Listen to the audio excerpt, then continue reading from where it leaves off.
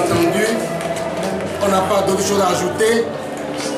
Il s'agit d'une démarche comme contribution de l'Église catholique face à la crise sociopolitique que nous connaissons.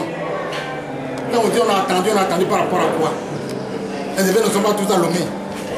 Nous devons se réunir, les évêques d'Apparon doivent se déplacer. On devait être à Sokoré, on ne va pas poser à Sokoré, mais on s'est retrouvés à Tapamé pour être ensemble. Actuellement, il y a des évêques qui sont en mission, qui ne sont pas sur le territoire. Donc nous devons tenir compte aussi de la dignité des évêques pour nous réunir et voir ce qu'on peut faire contre contribution.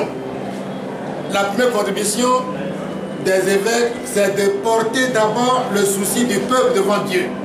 C'est ça d'abord. Donc, on a organisé cette cérémonie pour prier d'abord essentiellement. Et du jour un ou deux mots pour contribution pour la paix sociale dans le pays. Les évêques sont des prophètes de la vérité. Les évêques sont des guides spirituels qui nous disent dans quelle voie il faut aller. Comment contribuer à la paix sociale. Les évêques sont là pour dans la lumière quand il fait sombre.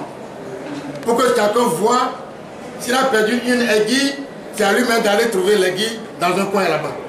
Mais la lumière aura contribué à cela. Parce que quand on est dans l'obscurité, on ne voit pas.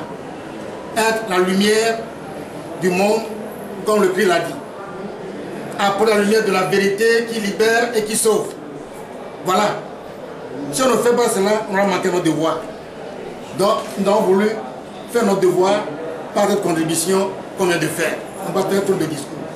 Voilà. Alors, chacun du message accueille le message, aille méditer cela et porte cela aussi dans la prière pour que l'Esprit Saint touche les cœurs de nos dirigeants politiques. Mais chacun de nous a sa contribution à apporter pour la paix sociale, là où il est ou là où elle est, comme il se voit. Voilà. Excellence, l'une des vérités, c'est le retour à la Constitution de 92. C'est sûr. Voilà, si le pouvoir refuse. Nous ne sommes pas dans les si. L'histoire ne se fait pas au conditionnel. L'histoire se fait avec des faits concis, des faits précis. Parce qu'avec les suppositions, on peut faire 1 milliard de suppositions. Mais il faut travailler avec ce qu'on vit sur le terrain, aujourd'hui. C'est pour la paix. Alors, Monseigneur, la posture de 92 implique en aucun cas le retour, en aucun cas il ne fait plus de 2 mandats. Mais votre confrère a omis de mettre ça dans les recommandations. Quel confrère? Monseigneur Barriga. Dans quelle recommandation? Dans les recommandations de CVGR. La CVGR. Aujourd'hui, le pouvoir se fonde sur ça et pour dire qu'en aucun cas, nous ne pouvons faire plus de 2 mandats, le pouvoir a omis ça. La contribution est une loi fondamentale. Elle passe avant les recommandations de la CVGR. Alors, estimez-vous que le retour de la Constitution de 92 peut conduire le Togo à l'apaisement? C'est ça. Ça peut conduire à l'apaisement. Il faut que chacun joue son jeu. N'est-ce pas? Mais il faut faire ce d'année. Si on a fait ça, on a même fait plus. On a été assez tolérant. Monseigneur, vous allez le rencontrer pour lui remettre ce message? Ou bien essayer de vivre voir ce message? Le message est déjà rendu public.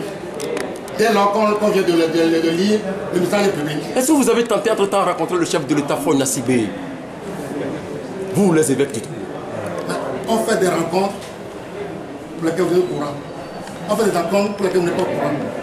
Ce n'est pas pour faire des conciliabules, mais il y a plusieurs façons de rencontrer le chef de l'État. Et dans le cas d'espèce? On le rencontre, les gens peuvent savoir. On peut le rencontrer pour le bien, peut-être vous ne le savez pas.